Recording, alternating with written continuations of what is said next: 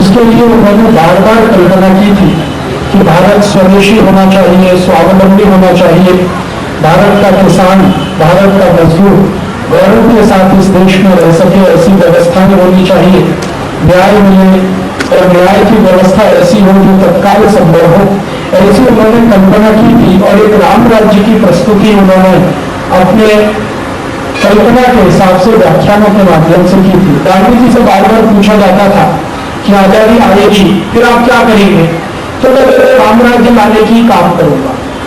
तो दुर्भाग्य गांधी जी का और हमारे देश दोनों का यह था कि आजादी आने के थोड़े दिन के बाद ही उनकी हत्या हो गई और उनका काम कुछ अधूरा सा छूट गया। गांधी जी की मृत्यु के बाद उसी गांधी जी के कल्पना को साकार करने का काम हम लोगों ने शुरू किया है स्वदेशी अभियान और आंदोलन के माध्यम से। मैं इसी में लगा हुआ। यह अभियान महात्मा गांधी के आश्रम से शुरू हुआ सन 1992 में 8 जनवरी को। गांधी जी का भारत देश में 2 आश्रम, एक तो सेवाग्राम वर्धा है और दूसरा साबरमती अहमदाबाद। सेवाग्राम वर्धा से यह अभियान शुरू हुआ था। भारत देश में इस अभियान की हमें जरूरत क्यों पड़ी? इसकी जरूरत ऐसे पड़ी कि भारत देश आजादी के 60 साल के बाद भी जिन व्यवस्थाओं में चल रहा है वो व्यवस्थाएं स्वदेशी नहीं। जैसे उदाहरण के लिए गांधी जी को एक बार आजादी मिलते ही, जैसे 15 अगस्त 47 को आजादी मिली, उस दिन महात्मा गांधी दिल्ली में नहीं थे, ये हम सब जानते। वो दिल्ली से हजारों मील दूर एक छोटे से गांव में थे। उस गांव का नाम है नोआखाली। ये नोआखाली गांव बंगाल में, अभी तो बांग्लादेश में चला गया। हालांकि 1971 में बंटवारा हो गया तो बांग्लादेश का एक हिस्सा जो पाकिस्तान में चला गया था अब वो बांग्लादेश का हो गया। तो बंगाल के छोटे से गांव नोआखाली में थे। ब्रिटिश ब्रॉडकास्टिंग कॉर्पोरेशन का एक बहुत सीनियर रिपोर्टर गांधी जी का इंटरव्यू लेने आया था। तो उसने गांधी जी से प्रश्न पूछा कि अब आजादी आ गई है, क्या होगा, आजादी मिलते ही क्या होगा?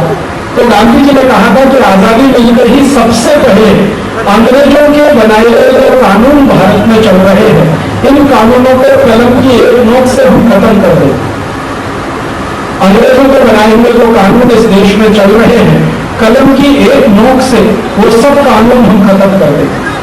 तो इस अंग्रेजी पत्रकार ने पूछा गांधी जी से कि कितने अंग्रेजी कानून इस देश में हैं जिनको आप खत्म करेंगे? तो गांधी जी ने कहा 34,735। 34,735 कानून अंग्रेजों के जमाने के बनाए हुए, हम उनको कलम की एक नोक से खत्म कर देंगे। अब हमारे देश में स्वराज आ गया। दुर्भाग्य हमारे देश का यह हुआ कि गांधी जी तो खत्म हो गए, लेकिन वो अंग्रेजों के बनाए गए 34,735 कानून आज भी वैसे के वैसे ही चल रहे। उनमें से एक भी कानून खत्म नहीं हुआ।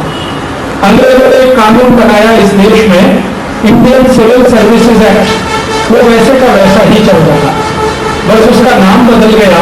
अब उसका नाम है इंडियन एडमिनिस्ट्रेटिव एक्ट। अंग्रेजों ने एक कानून बनाया इंडियन पुलिस एक्ट, वो वैसे का वैसा ही चल रहा है। अंग्रेजों ने एक कानून बनाया लैंड एक्विजिशन एक्ट, किसानों से जमीन छीनने का कानून, वो वैसे का वैसा ही चल रहा है।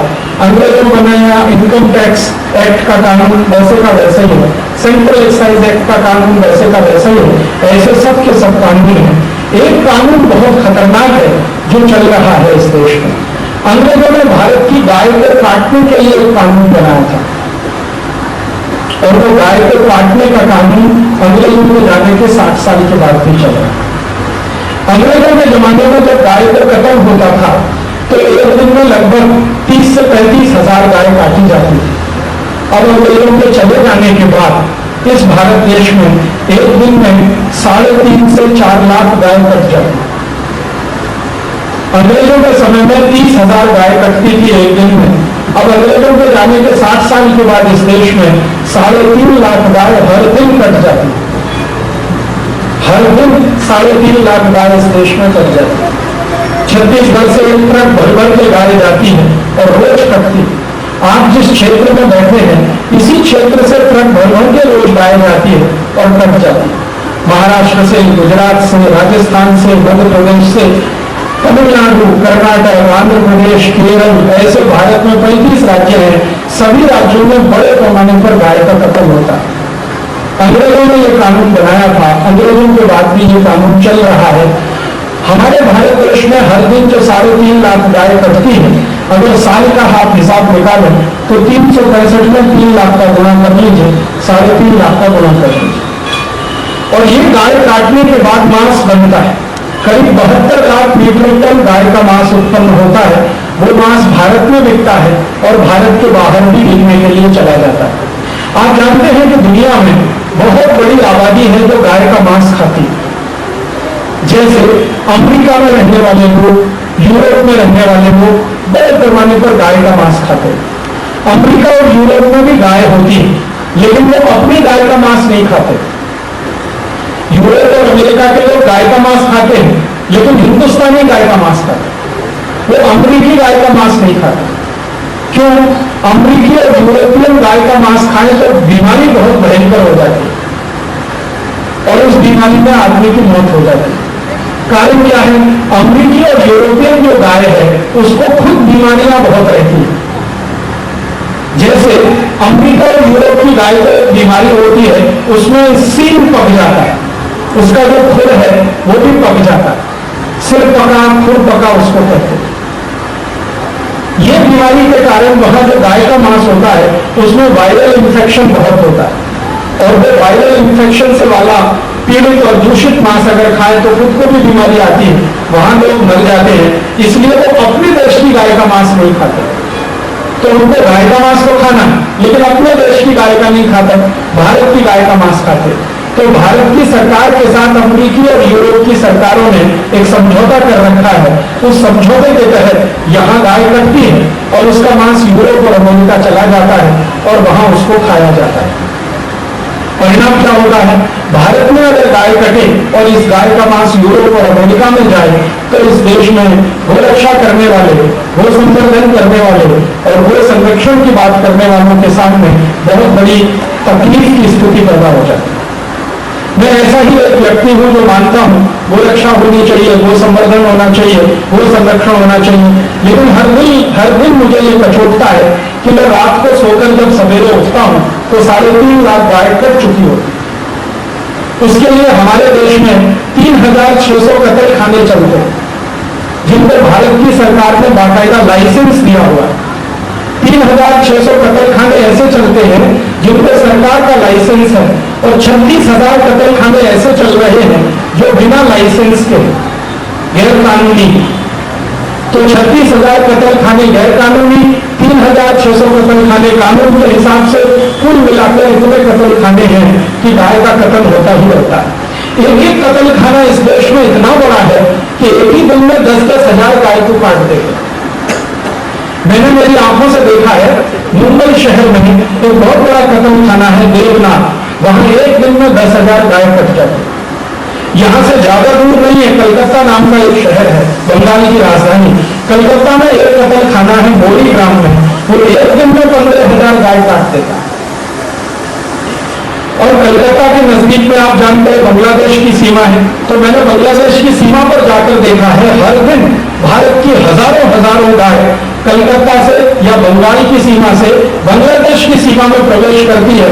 प्रवेश करने के 3-4 किलोमीटर के अंदर ही कतल खाने लगे हुए हैं लाइन से, और वहां सीधा उनका कतल करके मांस को डिब्बों में भर के वापस बेच दिया जाता है। हर दिन ये होता है। एक बार बॉर्डर सिक्योरिटी फोर्स में मेरे बहुत अच्छे दोस्त कमांडिंग ऑफिसर हुए, उन्होंने मुझे ये दिखाने के लिए बुलाया कि तुम आओ और देखो गाय का कत्ल कैसे होता है। तो बंगाल और बांग्लादेश की सीमा पर मुझे वो 8-10 दिन घुमाने के लिए ले गए।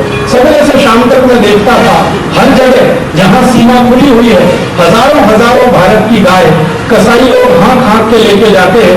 बांग्लादेश की सीमा में जैसे ही वो गाय प्रवेश करती है तो तुरंत वहां कतल खाने बने हुए हैं और खट खट काट के उसका मांस डिब्बों में पैक करके वहां से बेच दिया जाता। हर दिन ये होता है। इस देश में जहां भगवान राम का जन्म हुआ हो, जिस देश में भगवान कृष्ण ने जन्म लिया हो और भगवान कृष्ण ने गोपालन को एक आदर्श के रूप में स्थापित किया हो, और इस देश में ग्वालियर को सबसे ज्यादा महत्व दिया गया हो, महावीर स्वामी जी के जन्मस्थली हो भारत, जिन्होंने अहिंसा का संदेश सारी दुनिया को दिया हो, महात्मा बुद्ध की जन्मस्थली हो भारत, जिन्होंने अहिंसा की बात सारी दुनिया को बताई हो, उस देश में करोड़ों गायों का कटना बहुत तकलीफ की बात और सीधे अधर्म के साथ जुड़ा।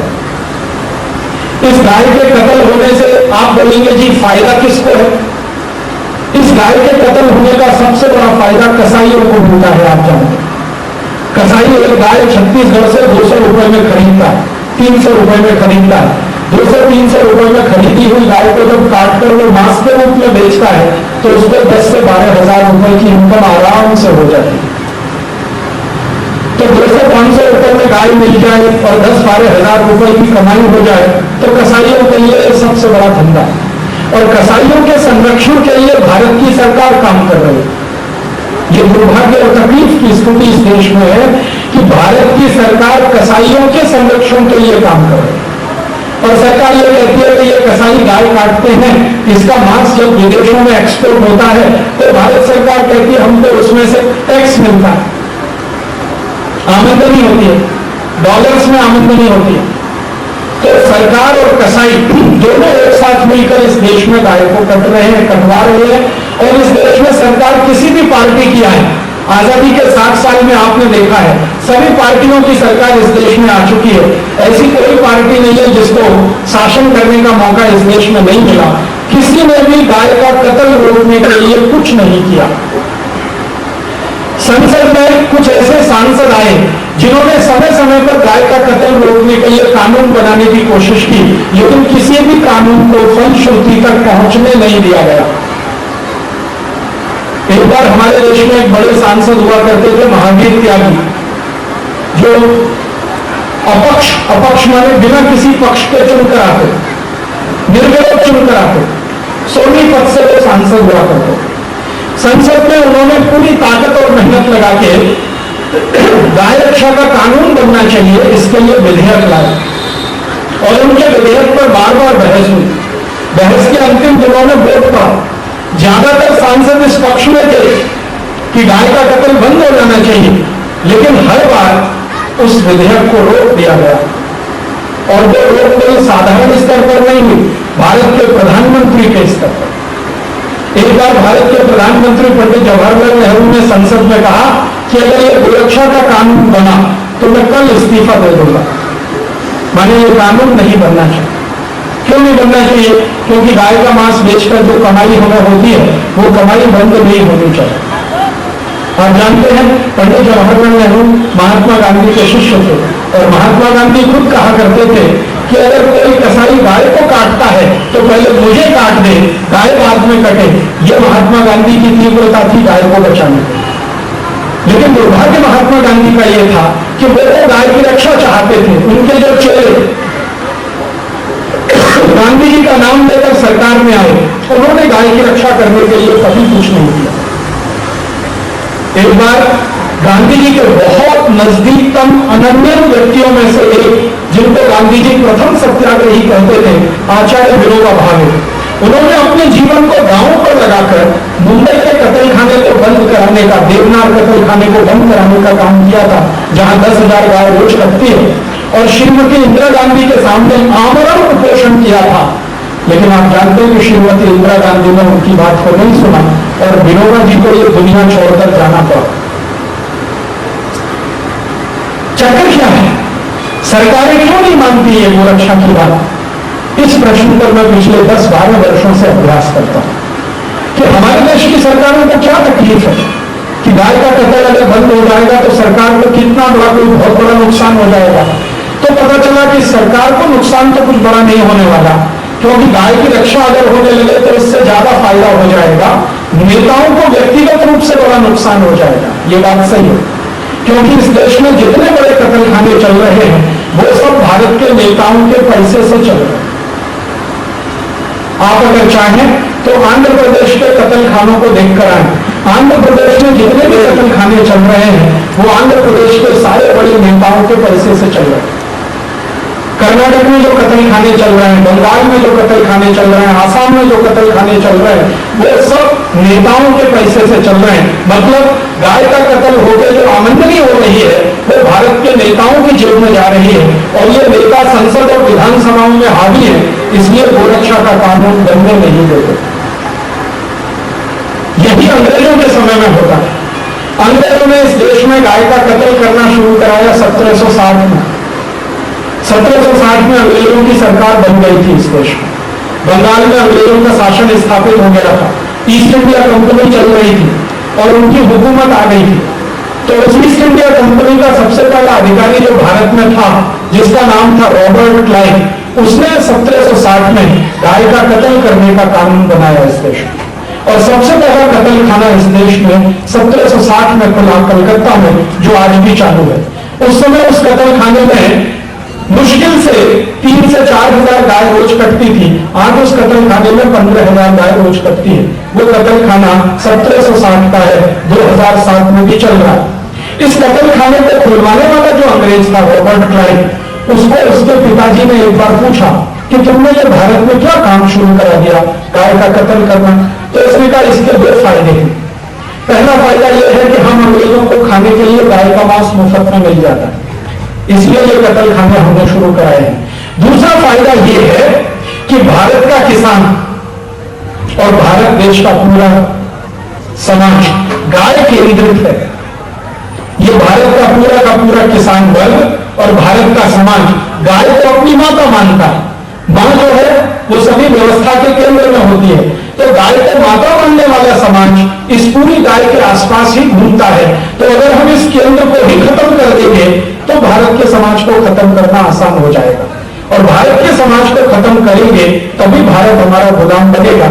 इसलिए तो एक तरफ हमको गाय का मांस खाने को मुफ्त में मिलता है, दूसरा भारत की व्यवस्था पूरी की पूरी गाय के चारों तरफ घूमती है, इसलिए गाय को मारना बहुत जरूरी है। ये उसने उत्तर दिया अपने बाप को। थोड़े दिन के बाद रॉबर्ट क्लाइव को इंग्लैंड जाना पड़ा और लंदन की संसद में उसका एक वक्तव्य हुआ। उस वक्तव्य में उसने कहा कि भारत को अगर आर्थिक रूप से समाप्त करना है तो गाय को खत्म करना बहुत जरूरी है। तो लंदन की संसद में उसने 3.5 घंटे का भाषण दिया हाउस ऑफ कॉमन्स में। तो अंग्रेजों का एक सांसद हुआ करता था, उसका नाम था विलियम विल्बरफोर्स। उसने उसको पूछा कि तुम ऐसा क्यों मानते हो? तो रॉबर्ट क्लाइव ने कहा कि देखिए, भारत की सबसे बड़ी जो अर्थव्यवस्था है वो कृषि है, खेती है। वो आज भी है, आज से 400 साल पहले भी थी। आप जानते हैं कि भारत का जो कुल जीडीपी है 400 साल पहले 80% उसका खेती में से ही आता था। अब आजादी के 60 साल के बाद भी हमारे जीडीपी का लगभग 60% खेती में से ही आता है। तो वो कहता था कि भारत की पूरी अर्थव्यवस्था खेती पर चलती है। खेती है जिसमें से 14,000 वस्तुएं भारत में पैदा होती है। 14,000 चना है, दाल है, मटर है, गेहूं है, चावल है, कपास है, ऐसी 14,000 वस्तुएं भारत के खेत में पैदा होती हैं। इन वस्तुओं को पैदा करने की ताकत गाय के गोबर में है, गाय के मूत्र में है। तो भारत के किसान गाय का गोबर, गाय का मूत्र उपयोग करते हैं। ये वस्तुएं उत्पादन होती हैं, इन्हीं वस्तुओं से उद्योग चलते हैं। आप जानते हैं अगर कपास पैदा होगी तो कपड़ा बनाने की फैक्ट्री चलेगी, टेक्सटाइल इंडस्ट्री चलेगी। जो कपास ही ना हो तो कपड़ा किससे बनेगा?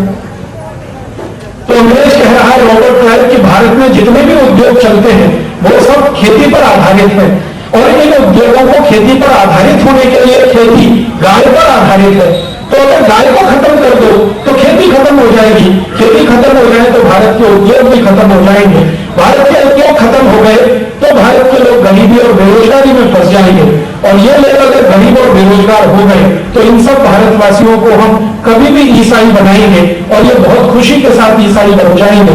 तो भारत का धर्म और संस्कृति हमेशा के लिए मिट जाएगा और ये भारत हजारों साल तक हमारा गुलाम हो जाएगा। ये भाषण रॉबर्ट क्लाइव ने दिया हाउस ऑफ कॉमन्स लंदन में। तो अंग्रेजों की सरकार ने रॉबर्ट क्लाइव को शाबाशी दिया, शाबाश तुमने बहुत अच्छा काम किया, गाय को कत्ल करना शुरू करवा दिया।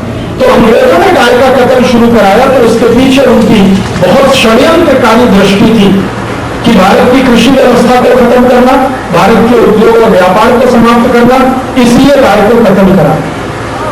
गांधी जी ने जब इस देश में स्वदेशी आंदोलन शुरू किया तो गांधी जी का यह संकल्प था कि जिस दिन भारत आजाद होगा, अंग्रेज भारत से छोड़कर जाएंगे, तो इस देश में गाय का कत्ल सबसे पहले बंद किया जाएगा और उसका कानून सबसे पहले बनाया जाएगा। दुर्भाग्य से गांधी जी चले गए, वो गाय का कत्ल करने वाला कानून आज तक नहीं गया, वो कानून आज भी चल रहा है। और कानून कैसा विचित्र है, कानून ऐसा है कि अगर आप गाय को डंडे से मारो तो आपको जेल हो जाएगी, लेकिन गाय को कत्ल कर दो तो कुछ नहीं होने वाला। आपको सुनकर हंसी नहीं आती, कैसा विचित्र कानून। गाय को डंडे से मारोगे तो जेल हो जाएगी। पशु क्रूरता अधिनियम के तहत एनिमल क्रूरलिटी एक्ट, गाय को डंडे से मारा तो जेल में जाना पड़ेगा, लेकिन उसको तलवार से काट दो तो कोई फर्क नहीं पड़ता, क्योंकि कानून है कि गाय का कत्ल हो। तो इसलिए कसाई क्या करते हैं, गाय को डंडे से नहीं पीटते, उसको सीधे ही काट देते। और आज तक किसी कसाई को इस देश में सजा नहीं होती, जेल में। तो ये जो कानून अंग्रेजों के समय से चला आ रहा, आजादी के 60 साल के बाद भी भारत की संसद में इस कानून को नहीं बदला, तो मेरे जैसे कुछ लोगों ने इस कानून को बदलने का काम करने का प्रयास किया। और आज से लगभग 8 साल पहले भारत के सुप्रीम कोर्ट में एक मुकदमा किया। पहले हाई कोर्ट में एक मुकदमा हुआ, गुजरात के उच्च न्यायालय में एक मुकदमा किया गया, और वो मुकदमा गुजरात उच्च न्यायालय में चला। उस मुकदमे में कसाई लोग हार गए और हमारे जैसे लोग जीत गए। हम जीत गए, कसाई हार गए। गुजरात उच्च न्यायालय ने फैसला दिया कि गाय का संरक्षण होना चाहिए, संवर्धन होना चाहिए, कत्ल इसका बंद होना चाहिए। तो कसाईयों ने क्या किया, इस मुकदमे के खिलाफ सुप्रीम कोर्ट में अपील किया, और सुप्रीम कोर्ट में इस मुकदमे को लड़ने के लिए 3 संस्थाएं तैयार हुई। एक संस्था अखिल भारत कृषि गौ सेवा संघ, इसका मुख्य कार्यालय सेवाग्राम वर्धा में। मैं इस संस्था के साथ जुड़ा हुआ हूं पिछले कई वर्षों से। तो अखिल भारत कृषि गौ सेवा संघ एक संस्था। दूसरी संस्था तैयार हुई अहिंसा आर्मी ट्रस्ट, एक बहुत बड़े जैन संत हैं आचार्य श्री विद्यासागर जी महाराज, आपने शायद उनका नाम सुना होगा, दिगंबर जैन संत है, उनकी बनाई हुई संस्था है अहिंसा आर्मी ट्रस्ट। और एक तीसरी संस्था गुजरात सरकार। तो अखिल भारत कृषि गौ सेवा संघ, अहिंसा आर्मी ट्रस्ट और गुजरात सरकार, तीनों ने मिलकर भारत के सब कसाईयों के खिलाफ सुप्रीम कोर्ट में मुकदमा किया। उस मुकदमे में कसाईयों की तरफ से यह था कहने का कि गाय का कत्ल करना हमारा मौलिक अधिकार है, फंडामेंटल राइट, कोई इसे कैसे छीन सकता है। और कसाईयों ने कहा कि यह हमारा मौलिक अधिकार इसलिए है कि हमारा जीवन इसी से चलता, और जीवन जीने का अधिकार अगर संविधान में है तो गाय का कत्ल करना हमारा मौलिक अधिकार, इसे कोई नहीं छीन सकता। इस आधार पर उनका मुकदमा था। हम लोगों ने जब सुप्रीम कोर्ट में यह बहस किया तो हमारे सुप्रीम कोर्ट को यह कहना था कि अगर गाय का कत्ल करना इन कसाईयों का मौलिक अधिकार है तो जेब काटना मेरा मौलिक अधिकार है, क्योंकि मेरे पास कोई रोजगार नहीं है। हमने तो सुप्रीम कोर्ट को कहा कि अगर ये कसाई कहते हैं कि अपना जीवन चलाने के लिए गाय का मांस बेचना इनका मौलिक अधिकार है, तो मैं कहता हूं कि जेब काटना मेरा मौलिक अधिकार है, क्योंकि मेरे पास कोई रोजगार नहीं है, मैं बेरोजगार आदमी और पढ़ा लिखा बेरोजगार। भारत सरकार ने मुझे इंजीनियरिंग पढ़ाया है और इंजीनियरिंग पढ़कर मैं निकला हूं, लेकिन मेरे पास कोई काम नहीं है, और मेरे जैसे इस देश में लाखों नौजवान हैं जिनके पास कोई काम नहीं है। तो मैं कल को जेब काटना शुरू करूं और मैं कहूं कि ये मेरा मौलिक अधिकार है, तो क्या सुप्रीम कोर्ट इसको स्वीकृति देगा? दूसरी बात करके मैं ये कहना शुरू कर दूं कि जी मेरे खाने पीने की व्यवस्था मुझे करनी है और रोजगार मेरे पास है नहीं, तो मैं किसी के घर में डकैती डालता हूं और वो मेरा मौलिक अधिकार है, तो क्या सुप्रीम कोर्ट इसकी परमिशन देगा?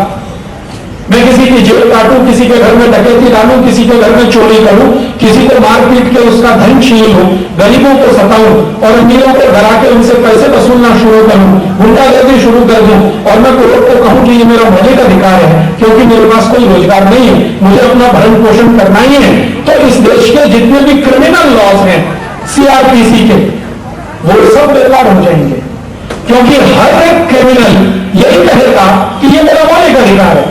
मैं जेब कतरे को पकड़ के लाऊंगा, कोर्ट के सामने वो खड़ा होकर रोने लगेगा, साहब जी ये तो मेरा मौलिक अधिकार है। मैं किसी डकैत को पकड़ के लाऊं, किसी चोर को पकड़ के लाऊं, किसी गुंडे मवाली को पकड़ के लाऊं, सब यही कहेंगे कि ये तो हमारा मौलिक अधिकार है। तो फिर क्रिमिनल लॉज का क्या होगा, आईपीसी का क्या होगा, सीआरपीसी का क्या होगा? तब सुप्रीम कोर्ट को सोचने के लिए एक मुद्दा मिला। उन्होंने कहा yes you have some valid points, तो मैंने कहा आप हमारा पिटीशन एडमिट करें। कोर्ट ने पिटीशन एडमिट किया, 7 बरस उस पर बहस चली, 7 साल। और 7 साल ये बहस ऐसे चली कि जो कसाई थे उनके पास हिंदुस्तान के सारे बड़े वकील, ऐसे ऐसे वकील जो एक दिन में 25 लाख रुपए फीस लेते। सोनी सुराब जी 25 लाख रुपए की फीस है एक मुकदमे की। कपिल सिब्बल 20 लाख रुपए की फीस है। महेश जेठमलानी, राम जेठमलानी का बेटा, बाप बेटे दोनों, बाप लेता है 25 से 30 लाख, बेटा लेता 10 से 15 लाख, और उसकी बहन है तीसरी, वो भी। तो सारे बड़े वकील कसाईयों के साथ, और हमारी हालत ऐसी कि वकील ही नहीं हमारे पास, क्योंकि फीस देने के लिए पैसा नहीं। तो अदालत को हमने कहा कि हमारे पास तो जी कोई वकील नहीं है, तो क्या करेंगे? तो अदालत ने पूछा, अच्छा हम आपको अदालत की तरफ से वकील दिलवा दें। हमने कहा बहुत अच्छा होगा, आप अदालत का कोई वकील दे दो, नहीं तो आप हमको ही मौका दे दो, हम ही बहस करेंगे अदालत।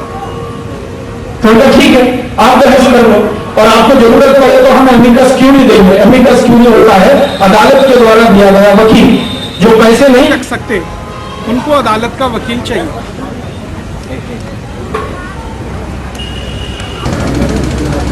और हम लोगों ने ये केस लड़ना शुरू किया। थोड़े दिन के बाद कुछ वकील हमको मिल गए जिन्होंने कहा कि आप बिना पैसे दिए भी हमारी सेवा ले सकते हैं। उनके भी मन में दायरे की रक्षा करने की भावना थी।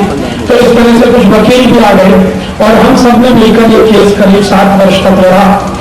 उनकी जितने भी तर्क थे उनको हमने गलत साबित किया। पहला उनका तर्क ये था कि गाय को कत्ल करना हमारा धार्मिक अधिकार है, दूसरा तर्क था कि मौलिक अधिकार है, और तीसरा तर्क था जीविका का अधिकार। जब कसाईयों की तरफ से यह कहा जाता था कि यह हमारा धर्म का अधिकार है, तो हमने अदालत को कहा कि अगर यह इनका धर्म का अधिकार है तो इनकी किस धार्मिक पुस्तक में लिखा हुआ है कि गाय का कत्ल करो, वो हम देखना चाहते। कुरान में है, हदीस में है, शरीयत में है, कहां?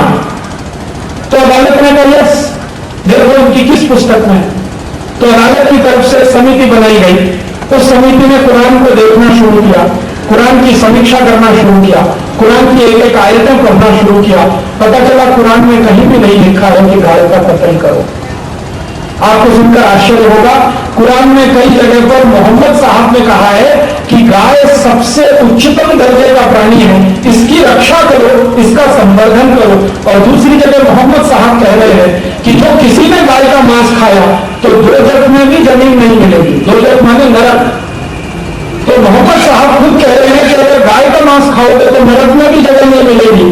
गाय को काटो मत, इसकी रक्षा करो, संरक्षा करो। कुरान ये कहती है, हदीस में कहीं है नहीं, शरीयत में कहीं है नहीं। तो फिर हमने कसाईयों से पूछा कि कहां लिखा है, किस धर्म पुस्तक में है गाय का कत्ल करो? तो कहते हमारे उलेमा कहते, उलेमा माने उनके जो धार्मिक पुरुष होते, जैसे हमारे यहाँ पुजारी होते ना, पंडित होते, वैसे उनके होते। तो मैंने कहा कौन से उलेमा कहते हैं, उनको ले आइए आप पता कर। तो कुछ उलेमाओं का समूह आया, कुछ ऐसे उलेमा थे जो अपने को देवबंदी करते, कुछ ऐसे थे जो बरेलवी हैं, कुछ शिया थे, कुछ सुन्नी थे। सबको पूछा गया, आप कहते हैं कि गाय का कत्ल होना चाहिए, किस धर्म पुस्तक के आधार पर कहते? कहा धर्म पुस्तक में तो कहीं नहीं, तो फिर आप किस आधार पर कहते? तो हमसे बड़ा कोई कहता है, उसको बुलाना। तो वो आ गया अदालत में, क्योंकि सुप्रीम कोर्ट को किसी को भी बुला लेता। तो उनसे बड़े आ गए धार्मिक पुरुष, उनसे पूछा गया, आप बोलते हैं गाय का कत्ल होना चाहिए, कहां लिखा हुआ? तो वो मक्का मदीना में कोई कहता, चलो उनको बुलाना मक्का मदीना से। तो इन्होंने कहा मक्का मदीना जाना आना बहुत खर्चा लगेगा। अदालत ने कहा खर्चा हमारा होगा, आप लेके आओ। मक्का मदीना से आ गए, उनको पूछिए, आप बताइए जी क्यों कहते हैं गाय का कत्ल होना चाहिए? हमने कभी सुना था, कब सुना था? 200 बरस पहले, 300 बरस पहले। किसने कहा था याद नहीं।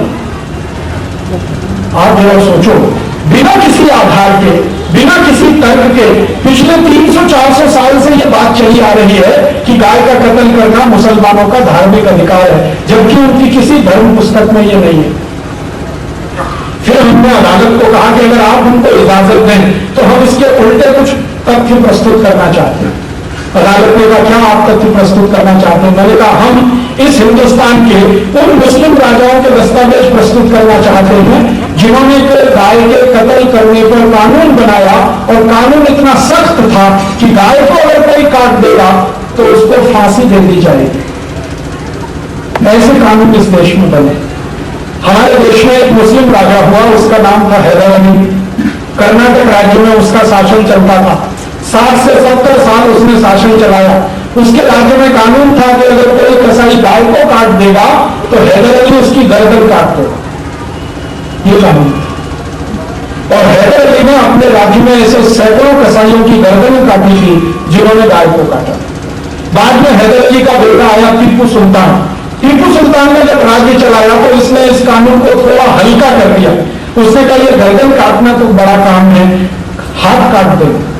तो टीपू सुल्तान के समय में जो भी कोई कसाई गाय काटता था, टीपू सुल्तान उसके दोनों हाथ काट देता। इसी देश में एक राजा हुआ जिसका नाम था अकबर। अकबर के समय में कानून था कि कोई गाय को काटेगा तो उसको फांसी दे दी जाए। अकबर के बाद के जितने राजा थे, औरंगजेब के समय तक ये कानून था कि गाय को कोई काटे तो उसको फांसी दे दो। ये सारे तथ्य हमने अदालत को पेश किए और मैंने अदालत से ये कहा कि देखिए, हैदर अली पक्का मुसलमान था। पक्का मुसलमान समझते हैं कौन होता है? जो 5 वक्त की नमाज पढ़ता और रोजा रखता है, 30 दिन का, 1 महीने का रोजा रखता है, जो कभी ब्याज पर पैसे नहीं देता किसी को, जो कभी शराब नहीं पीता और पर स्त्री घमंड नहीं करता। ये गुण जिसमें है वो पक्का मुसलमान माना जाता है। फिर आगे गुण है कि झूठ नहीं बोलता, वो पक्का मुसलमान। तो हैदर अली पक्का मुसलमान था। कभी शराब नहीं पिया, कभी पर स्त्री घमंड नहीं किया, कभी ब्याज पर पैसे नहीं चलाए, कभी भी अपने राज्य में ऐसा कोई दिन नहीं गया उसका जब उसने नमाज ना पढ़ी हो और रोजा ना रखा हो। मैंने कहा जब पक्का मुसलमान ये कानून बनाता है कि गाय का कत्ल करने वाले की गर्दन काट दी जाए, तो ये कसाई लोग तो बहुत कच्चे मुसलमान, ये तो अपने को बचाने के लिए गाय की गर्दन काटे। तो अदालत तय करे कि हैदर अली पक्का मुसलमान था या ये कसाई पक्के मुसलमान। इनमें से तो कई कसाई ऐसे भी हैं कि जो कभी भी रोजा भी नहीं रखते, नमाज भी नहीं पढ़ते, क्योंकि धंधे के सामने उनका धर्म पीछे। और हैदर अली तो कभी छोड़ा नहीं कोई भी। हैदर अली के अलावा अकबर की कहानी, शाहजहां की कहानी, औरंगजेब की कहानी, हुमायूं की कहानी, सबकी कहानी यही। तब अदालत ने कहा कि ये बात तो सही है, धर्म में तो आधार नहीं हो सकता गाय काटने का। तो उनका पहला तर्क अदालत ने काट दिया कि आप ये नहीं कह सकते कि धर्म के आधार पर गाय कटनी चाहिए। फिर उन्होंने कहा कि ये हमारा मौलिक अधिकार है। तो हमने कहा कि फिर जेब काटना भी हमारा मौलिक अधिकार है, शराब बेचना भी मौलिक अधिकार है, रंगीबाजी करना हमारा मौलिक अधिकार है, कितनों को रोकेंगे आप? और अगर ये सब मौलिक अधिकार है, हर गलत काम मौलिक अधिकार है, तो सीआरपीसी का मतलब क्या है, आईपीसी का मतलब क्या है? फिर ये कानून व्यवस्था कैसे चलेगी? तो अदालत ने वो तर्क भी उनका काट। तीसरा तर्क उन्होंने कहा कि ये हमारी जीविका का अधिकार है। तो हमने कहा कि गाय का कत्ल बंद कर दो, जीविका दूसरी भी मिल जाएगी। तो उन्होंने कहा कैसे मिल जाएगी? हमने अदालत को समझाया और वो लोगों को भी समझा रहे हैं कि गाय का अगर रक्षण करें तो आपको जितनी कमाई होगी गाय का कत्ल करने से कभी नहीं हो सकती। एक गाय को आपने काट दिया, ज्यादा से ज्यादा 10-12 हजार रुपए आपको मिलेगा पूरा का पूरा, उसका मांस बेचने के बाद, हड्डियां बेचने के बाद और खून बेचने के बाद। उसी गाय को आप जिंदा रखो तो उसका जो गोबर मिलेगा, उसका जो मूत्र मिलेगा और गाय के गोबर से जो खाद बनेगी, खाद की जो कीमत मिलेगी, गाय के मूत्र से जो दवा बनेगी, दवा की जो कीमत मिलेगी, वो 1 साल में लगभग 2 लाख रुपए के बराबर। तो अदालत ने कहा ये कैसे संभव है? तो हमने उनको समझाया कि गाय एक दिन में लगभग 10 किलो गोबर देती है। गाय के 1 किलो गोबर से 33 किलो खाद बनती है और 1 किलो खाद 6 रुपए में बिकती है। तो हर दिन की 200 रुपए की खाद है 1 किलो गोबर की, और 10 किलो गोबर देती है तो 2000 रुपए रोज की खाद है गाय के गोबर की। तो अदालत ने कहा कि ये तो कुछ हमें ऐसा लगता है कि एक्सेजरेशन है। हमने कहा आप आईसीआर के वैज्ञानिकों को बुला लो और उनको टेस्ट करवा। तो अदालत ने गाय का गोबर भेजा टेस्ट करने के लिए। तो वैज्ञानिकों ने कहा कि इसमें 18 माइक्रो न्यूट्रिएंट्स हैं, नाइट्रोजन है, फास्फोरस है, पोटेशियम है, कैल्शियम है, मैग्नीशियम है, आयरन है, सिलिकॉन है, कोबाल्ट है, मोलिब्डेनम है। ऐसे 18 माइक्रो न्यूट्रिएंट हैं जो किसी भी रासायनिक खाद में नहीं होते। रासायनिक खाद में ज्यादा से ज्यादा 3 माइक्रो न्यूट्रिएंट होते हैं, नाइट्रोजन, फास्फोरस और पोटाश, NPK, और गाय के गोबर में 18 हैं। इसका माने गाय का गोबर रासायनिक खाद से 5 गुना ज्यादा ताकतवर है। और रासायनिक खाद 4-4.5 रुपए किलो है, तो गाय के खाद की कीमत अगर माइक्रो न्यूट्रिएंट्स पे कैलकुलेट करें तो 20-22 रुपए किलो बैठती है। तो अदालत कन्विंस हुई। फिर हमने उनसे कहा कि ये जो मूत्र है गाय का, इसको रोज का अगर मूत्र इकट्ठा करें तो एक गाय का 4 से 5 लीटर मूत्र आता है, और इस गाय के मूत्र से आंख में डालने वाली दवा अगर हम बनाएं तो 500 रुपए लीटर आराम से बिकती है। और गाय के मूत्र का अर्क निकाल कर बेचें तो बड़े आराम से 400-450 रुपए लीटर बिकता है। तो गोमूत्र 500 रुपए लीटर और गाय का दूध 8 रुपए लीटर। तो अदालत को समझ में आया कि दूध से कीमती मूत्र है, और हमने कहा कि दूध तो बोनस में है, असली तो मूत्र है। क्योंकि गाय दूध तो मुश्किल से अपनी जिंदगी के कुछ ही दिन देती है, आप जानते हैं, हमेशा दूध नहीं देती है, लेकिन मूत्र तो जीवन के आखिरी दिन तक देती है, गोबर तो जीवन के आखिरी दिन तक देती है। तो एक गाय के मूत्र से कितनी मेडिसिन बन सकती है, गाय के गोबर से कितनी औषधि बन सकती है, वो सब कैलकुलेशन करके हमने बताया। और अदालत ने कहा कि इस गाय के गोबर से गैस बनती है, उस गैस से हम गाड़ियां चला सकते हैं, मोटर गाड़ियां चला सकते हैं, क्योंकि गाय के गोबर में मीथेन गैस है, और मीथेन गैस से सबसे अच्छे तरीके से गाड़ियां चलती है। और अगर हम डीजल से गाड़ी चलाएं तो 3.5 से 4 रुपए लीटर का खर्च आता है, गाय के गोबर से गाड़ी चलाएं तो 50 पैसे किलोमीटर का खर्च आता है। और उस गैस से निकल जाने के बाद जो कचरा बचता है उससे खाद बन जाता है, वो 6 रुपए किलो बिक जाता है। तो आम के आम कुटनियों के बाद तो अदालत को ये बात समझ में नहीं आई, वो थोड़ा इधर उधर करते थे। तो हमारे एक वकील ने कहा कि आपको ऐसा करो, ये जो जेल है ना, इनकी कार में ही वो लगा दो आप गाय की गैस, गोबर गैस, इनको जो भरोसा हो जाएगा तो ये मान ले। तो सुप्रीम कोर्ट के रजिस्ट्रार जनरल की गाड़ी में हम लोगों ने गोबर गैस की टंकी लगवाई, और उसमें गाय का गोबर से निकाला हुआ गैस भरवा के चलाना शुरू किया। 3 महीने में गाड़ी चलती रही, तब अदालत को भरोसा हुआ कि गाय के गोबर की गैस से गाड़ी चल सकती। फिर हमने उनको कैलकुलेशन बताया कि अगर सारे देश की गाय का कत्ल बंद हो जाए तो इसका कुल गोबर हम इकट्ठा करें, उस गोबर से गैस बनाना शुरू करें, उस गैस को गाड़ियों में जलाना शुरू करें, तो डीजल और पेट्रोल का हर साल का करोड़ों रुपए का खर्चा बच जाएगा, और इससे पर्यावरण का प्रदूषण भी मिट जाएगा। तो ये सब बातों को कन्विंस करने में 7 साल लगा अदालत को। 7 साल तक ये केस चलता रहा, 7 साल इसकी सुनवाई होती रही। 7वें साल के अंत में जाकर अदालत ने जब कसाईयों को पूछा कि अब आपके पास कहने के लिए क्या है, आप गाय काटते हैं तो 12,000 की कमाई होती है, और ये गाय की रक्षा करते हैं तो 2 लाख रुपए साल की कमाई होती है। अगर गाय की उम्र 20 साल मान ली जाए तो 40 लाख रुपए की कमाई गाय देती है। तो आर्थिक रूप से तो इनकी बात ज्यादा मजबूत है, गाय का संरक्षण करना, संवर्धन करना। तब कसाईयों ने ट्रम्प कार्ड खेला, और वो ट्रम्प कार्ड बताए क्या है, मुस्लिम वोट का। इन्होंने क्या किया कि हिंदुस्तान की राजनीतिक पार्टियों के पास संदेश भेजा कि अगर हम ये केस हार गए तो आपको वोट नहीं देंगे।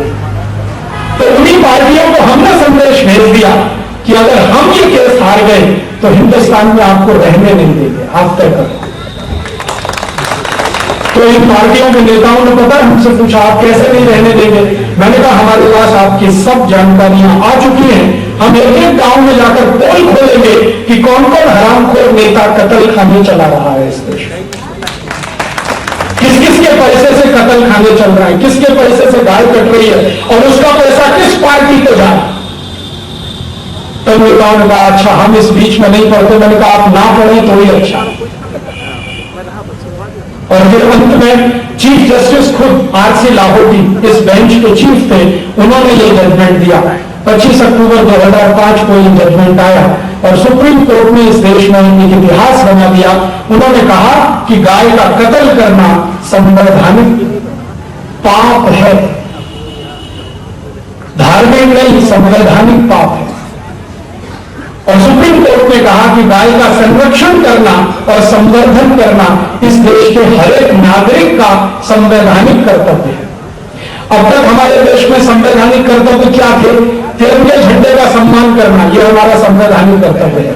भारत के क्रांतिकारियों का सम्मान करना, यह हमारा संवैधानिक कर्तव्य है। भारत की मुद्रा रुपए का सम्मान करना, यह हमारा संवैधानिक कर्तव्य है।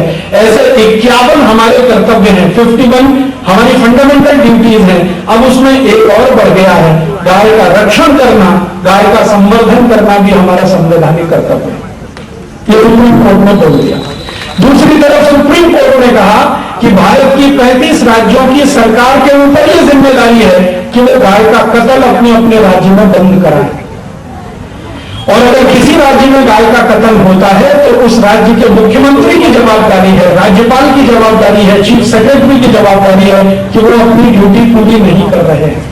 तो सरकारों के लिए यह संवैधानिक जवाबदारी है, नागरिकों के लिए संवैधानिक कर्तव्य है।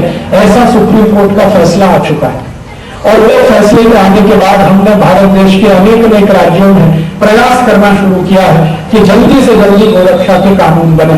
गोरक्षा के कानून दो स्तर पर बनते हैं, एक तो केंद्र सरकार बना सकती है पूरे देश के लिए और एक 35 राज्यों की राज्य सरकारें बना सकती हैं अपने अपने राज्य के लिए। केंद्र की सरकार कानून बनाए उसके लिए हमारा प्रयास चालू है, राज्य की सरकारें भी अपने अपने स्तर पर कानून बनाए वो भी प्रयास चालू है। तो 15 राज्यों की सरकारों ने कानून बनाने का और आने वाले समय में लागू करने का वायदा कर दिया है, लेकिन 20 राज्यों में अभी ये बाकी है। उसके लिए रात दिन हम प्रयास कर रहे हैं।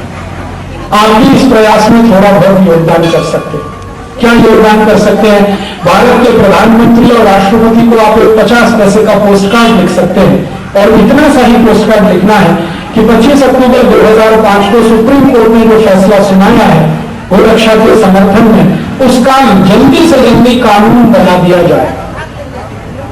तो केंद्र सरकार अपने अधिकारों का इस्तेमाल करके इसको केंद्रीय स्तर पर कानून बना सकती है और केंद्र स्तर पर कानून बन जाए तो अलग अलग राज्यों में कानून बनाने की जरूरत नहीं पड़ेगी, वो एक ही कानून सब राज्यों में आ जाएगा। और जब तक केंद्र नहीं बनाता है तब तक राज्य सरकारों में ये कानून बनाने की कोशिश है।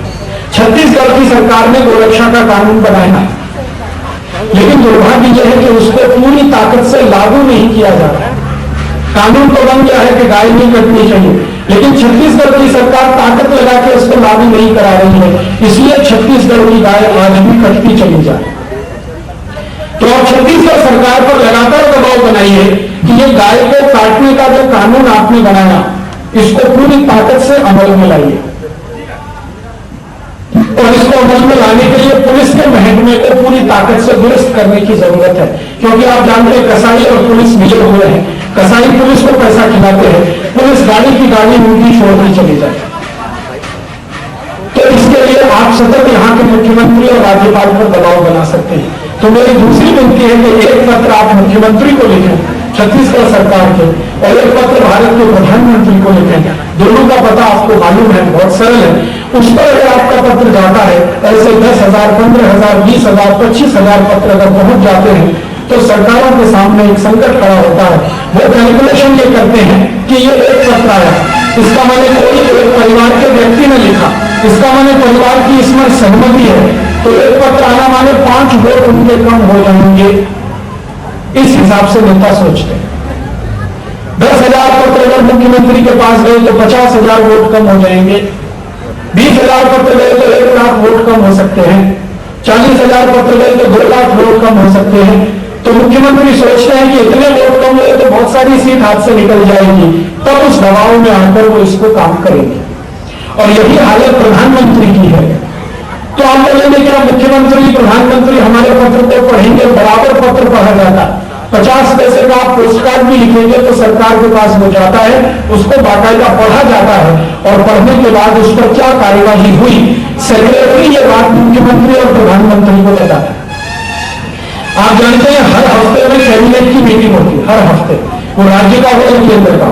उस कैबिनेट की मीटिंग में मुख्यमंत्री का सेक्रेटरी हो या प्राइम मिनिस्टर का, वो मीटिंग में बताता है कि आज इतने 1000 पत्र आए या पिछले हफ्ते इतने 1000 पत्र आए, उनका ये विषय था, हमने उस पर ये कार्यवाही की। तो आप ये मत मानिए कि आपके एक पत्र का कोई ताकत नहीं है, बहुत बड़ी ताकत है। इतनी ताकत है कि सरकार आपकी बात सुनने को मजबूर है। लेकिन महत्व की बात यह है कि इतने पत्र जाने चाहिए, एक दो पत्र नहीं, 10, 20 हजार, 50,000 पत्र चले जाए। तो ये आप कैसे कर सकते हैं? आप अपने परिवार के 5 लोगों को कहें, पड़ोसी के परिवार को कहें, अपने गांव को कहें, पड़ोसी गांव को कहें, रिश्तेदारों को कहें, नातेदारों को कहें, मित्रों को कहें, परिचितों को कहें, जो भी मानते हैं कि गाय की रक्षा होना चाहिए वो सबको कहें। ये एक तरीका है। और एक दूसरा तरीका है गाय की रक्षा हो इस देश में, वो संवर्धन हो। वो ये है कि गांव के किसानों को हम ये बात समझाना शुरू करें कि भाई गाय बेचना बंद करो। जिस गाय को तुम कसाई को 200-300 रुपए में बेच रहे हो, वो गाय तुमको 40 लाख रुपए देने वाली है। ये बात अगर किसानों को समझ में आ जाए तो फिर कोई किसान अपनी गाय को नहीं बेचेगा। तो वो कहेगा कैसे? तो आप उसको समझा दो कि इस गाय का मूत्र इकट्ठा करना शुरू करो। उस गाय के मूत्र से 48 किस्म की दवाएं बनती हैं, वो दवाएं बनाना शुरू करो।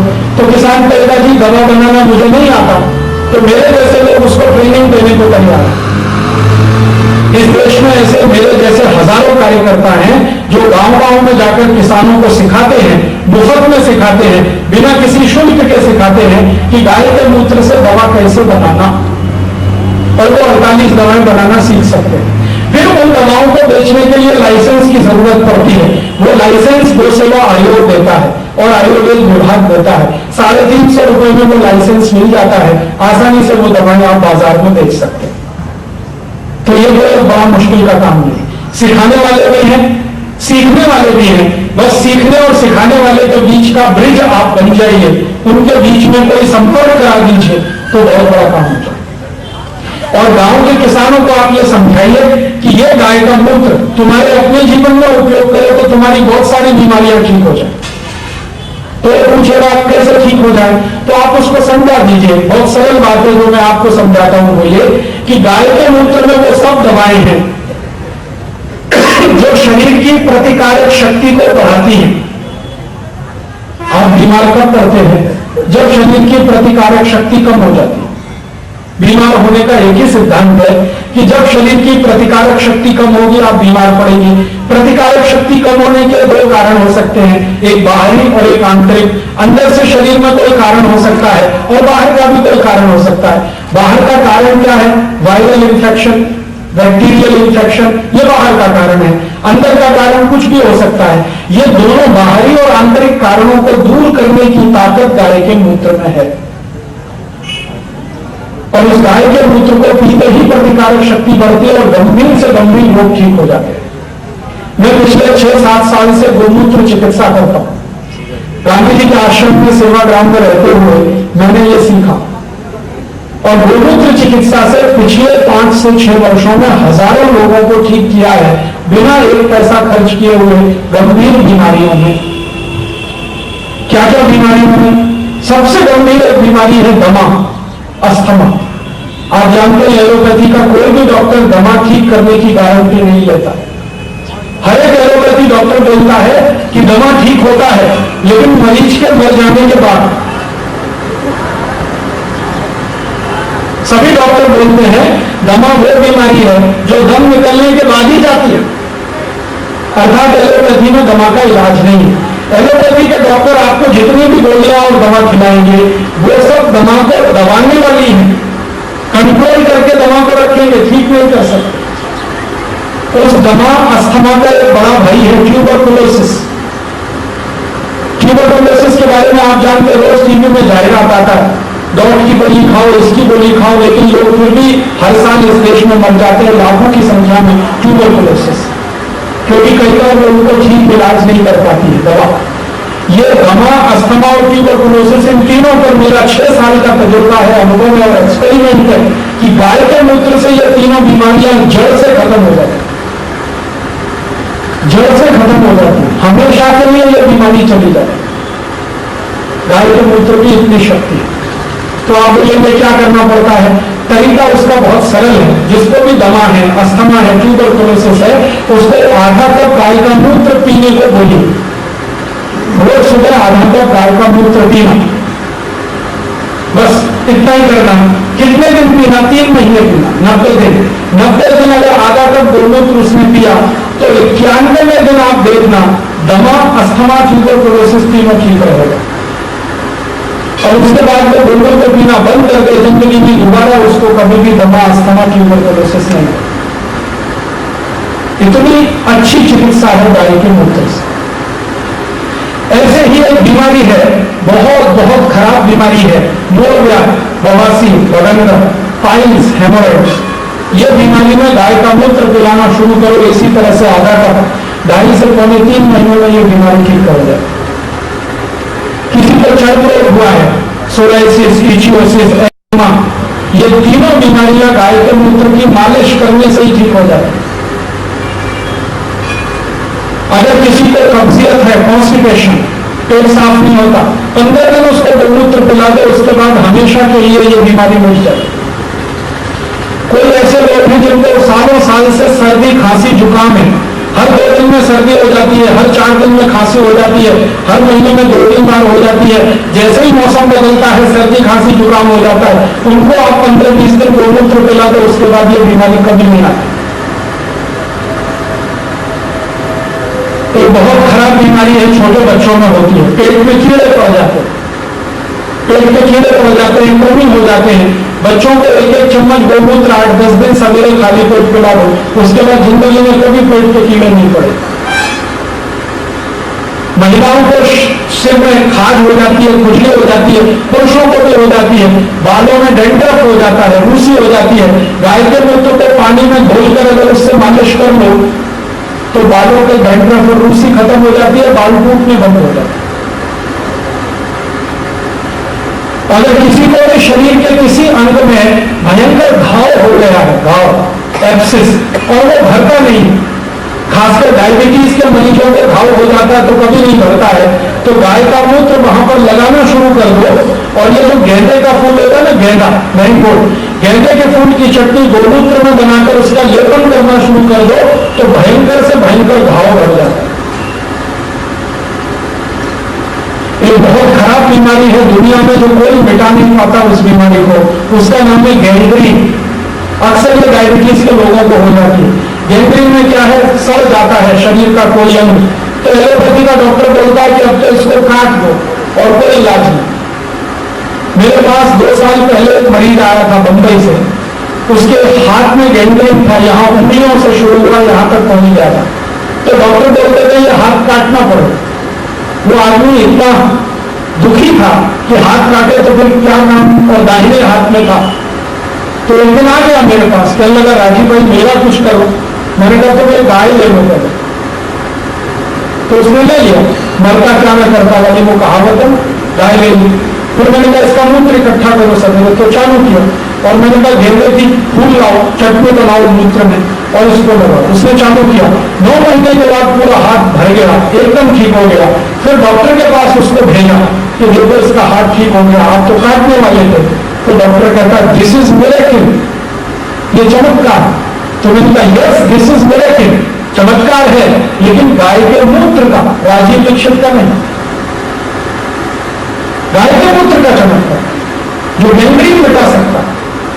गैंग्रीन में आप जानते हैं सेल्स डैमेज हो जाते हैं, रीजनरेट नहीं होते, नए कोशिकाएं नहीं बनती, लेकिन गौमूत्र और गेंदे के फूल की चटनी से नई कोशिकाएं बन जाती। धीरे धीरे 6 साल मुझे हो गए हैं, मैं गौमूत्र की चिकित्सा कर रहा हूं। 108 रोगों में गौमूत्र चिकित्सा के अद्भुत परिणाम आए।